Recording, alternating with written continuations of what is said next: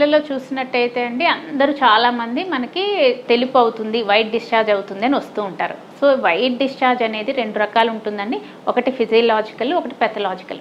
ఇప్పుడు మనకి 20 సంవత్సరాలకే వాళ్ళకు పిల్లలు కూడా వైట్ డిశ్చార్జ్ అవుతుంది, నాకు ప్యాడ్ పెట్టుకోవాల్సి వస్తుంది, వాటరీగా అయిపోతుంది అని అన్మ్యారీడ్ గర్ల్స్ కూడా వస్తుంటారు. ఏంటంటే వైట్ డిశ్చార్జ్ అనేది మన కింద మానం దగ్గర వెజైనా దగ్గర చుట్టూ గ్లాండ్స్ ఉంటాయండి. ఆ గ్లాండ్స్లోంచి ఆ మ్యూకస్ సెక్రీషన్ అయ్యి మనకు డిశ్చార్జ్ లాగా బయటకు వస్తుంది. దాన్ని వైట్ డిశ్చార్జ్ అంటాం. సో ఈ వైట్ డిశ్చార్జ్కి ఎప్పుడు మనం బాధపడాలి, ఎప్పుడు ట్రీట్మెంట్ వాడాలంటే అది ఇన్ఫెక్ట్ అయినప్పుడే మనకి ట్రీట్మెంట్ అవసరం, లేకపోతే అవసరం లేదు. ఎందుకంటే మనకి పీరియడ్స్ మీ అందరికీ తెలిసినట్టుగా ఫస్ట్ 14 రోజులు మనకి ఈస్ట్రోజన్ అనే హార్మోన్ ఉంటుంది. చివరి 14 రోజులు ప్రొజెస్ట్రాన్ అనే హార్మోన్ ఉంటుంది. ఈ హార్మోన్స్ని బట్టి ఆ యొక్క డిశ్చార్జ్ యొక్క కన్సిస్టెన్సీ కూడా మారుతూ ఉంటుంది. ఫస్ట్లో వాటరీగా ఉండడము, తర్వాత థిక్గా మ్యూకస్ లాగా అవ్వడము, తర్వాత ఏమైనా ఇన్ఫెక్షన్ వస్తే కర్డీ వైట్ లాగా అవ్వడము, ఇలాంటివన్నీ కూడా ఆ యొక్క సైకిల్ చేంజెస్ని బట్టి వస్తూ ఉంటాయి. ఒకవేళ ఫిజియలాజికల్గా నార్మల్ డిశ్చార్జ్ అనుకోండి, ఏ ట్రీట్మెంట్ అవసరం లేదు. కానీ వాళ్ళకి ఏదైనా డిశ్చార్జ్తో పాటు వాసన ఉన్నా, లేకపోతే దురద ఉన్నా, అలాంటప్పుడు ఏంటంటే ఫంగల్ ఇన్ఫెక్షన్స్, బ్యాక్టీరియల్ ఇన్ఫెక్షన్స్ కూడా వచ్చే అవకాశాలు ఉంటాయి. అలాంటప్పుడు దానికి తగ్గ ట్రీట్మెంట్ మనం ఇవ్వాల్సి ఉంటుంది. సో మనం చూసినట్టయితే ఒకసారి పేషెంట్ మనకి వైట్ డిశ్చార్జ్తో పాటు ఎలా వస్తారంటే అది బ్యాక్టీరియల్ ఇన్ఫెక్షన్ అవ్వచ్చు, లేకపోతే ఫంగల్ ఇన్ఫెక్షన్ అవ్వచ్చు. సో అలా వచ్చినప్పుడు మనకి వైట్ డిశ్చార్జ్తో పాటు దురద ఎక్కువగా ఉంటుంది, తర్వాత స్మెల్ వస్తూ ఉంటుంది. దీంతోపాటు యూరిన్ ఇన్ఫెక్షన్ కూడా, ఎందుకంటే అవన్నీ ఒకే వైపు ఉంటాయి కాబట్టి మనకి వెజైనా ముందే యూరత్రా, యూరినరీ బ్లాడరు అన్నీ ఉంటాయి కాబట్టి యూరిన్ ఇన్ఫెక్షన్ కూడా దీంతో పాటు ఉంటుంది. వాళ్ళకి యూరిన్ వెళ్ళేటప్పుడు బర్నింగ్ సెన్సేషన్ ఉండడము, ఎక్కువసార్లు యూరిన్ వెళ్ళాలనిపించడము, తర్వాత యూరిన్ వెళ్ళేటప్పుడు నొప్పిగా ఉండడం, ఇవన్నీ కూడా సిమ్టమ్స్ ఉంటాయి. So vaginitis plus యూరథ్రైటిస్, urinary infection కూడా కలిసి ఉంటుంది. సో ఆ విధంగా ఉన్నప్పుడు ఏంటంటే మనం ఎందుకు వస్తుంది, ఇది ఎక్కువగా అన్మ్యారీడ్ గర్ల్స్ తీసుకుంటే హైజీన్ అండి.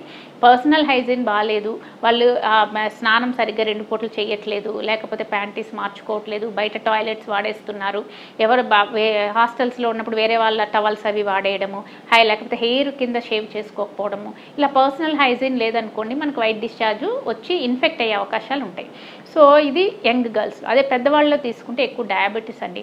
డయాబెటీస్ అన్కంట్రోల్గా ఉంది అన్నప్పుడు మనం ఎంత ట్రీట్మెంట్ ఇచ్చినా వాళ్ళకి రిలీఫ్ అనేది అప్పుడే వస్తుంది, మళ్ళీ ప్రాబ్లం స్టార్ట్ అవుతుంది. సో షుగర్ అనేది కంపల్సరీ కంట్రోల్ చేసుకోవాలండి. HbA1c <6 ఉండేలా చూసుకోవాలి. అదేంటంటే 3 నెలల బ్లడ్ టెస్ట్ షుగర్ అనేది. ఈరోజు చెక్ చేసుకొని బాగుంది అనుకోవడం కాకుండా HbA1c అనేది 6 కన్నా తక్కువ ఉంటే వాళ్ళకి ఇలాంటి ఫంగల్ ఇన్ఫెక్షన్స్, క్యాండిడ్ ఇన్ఫెక్షన్స్ వచ్చే అవకాశాలు తక్కువ ఉంటాయి. Diabetes main reason.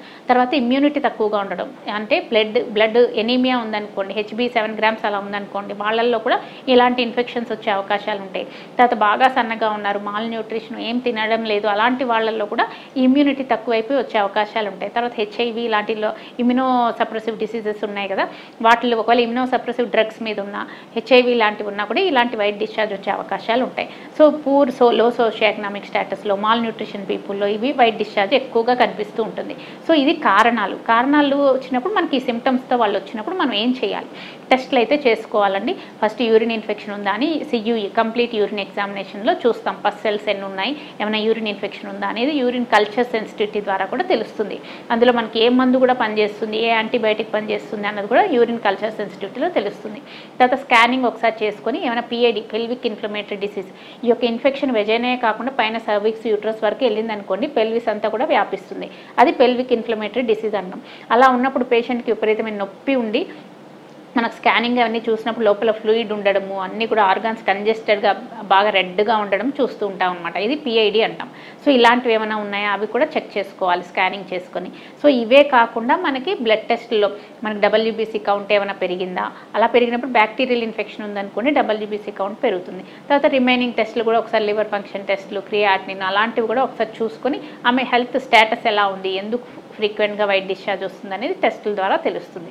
సో టెస్టుల ద్వారా తెలుసుకున్నాక మనం ఏ విధంగా దానికి ట్రీట్మెంట్ ఇవ్వాలి. సో వైట్ డిశ్చార్జ్తో వచ్చేటప్పుడు అందరికీ ట్రీట్మెంట్ అవసరం లేదండి.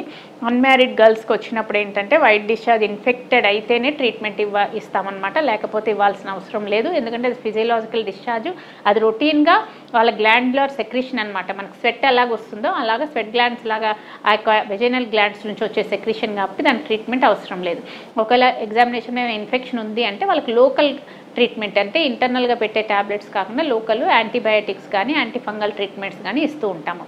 అదే మనకి రిప్రొడక్టివ్ ఏజ్ అంటే ఆఫ్టర్ మ్యారేజ్ చిల్డ్రన్ అంతా అయిపోయి వస్తే వాళ్ళకి లోకల్గా కూడా వెజైనల్ ట్యాబ్లెట్స్తో పాటు లోకల్ క్రీమ్ కూడా ఇస్తూ ఉంటాం అనమాట.